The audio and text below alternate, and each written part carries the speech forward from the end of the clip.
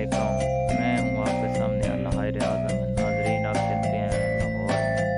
Chairman standing committee व member कौमी assembly हाजी इम्तियाज़ अहमद ने वज़ीर आला पंजाब सरदार उस्मान बुज़दार से मुलाकात की।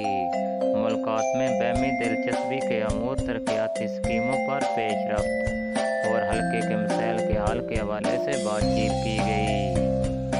हाजी इम्तियाज़ अहमद चौधरी ने वज़ीर आला पंजाब उस्मान बुज़दार साहब को मंडी आने की दावत दी, जो वज़ीर आला पंजाब ने कबूल की और जल्द ही मंडी बहाउद्दीन आकर तरीकी तरक्याती बचत का ऐलान करने का वादा किया।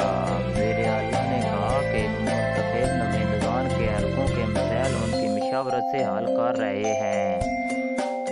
हर ज़िले का तरक्याती पैकेज तरतीब दिया है। अरकान असम्बली की तजवीज़ को भी तरक्याती पैकेज में शामिल किया गया। तहरीक इंसाफ हुकूमत तरक्याती के सफ़र को मज़ीद तेज़ी से आगे बढ़ाएगी। मुलाकात में MNA सैयद फैज़ उल हसन शाह भी मौजूद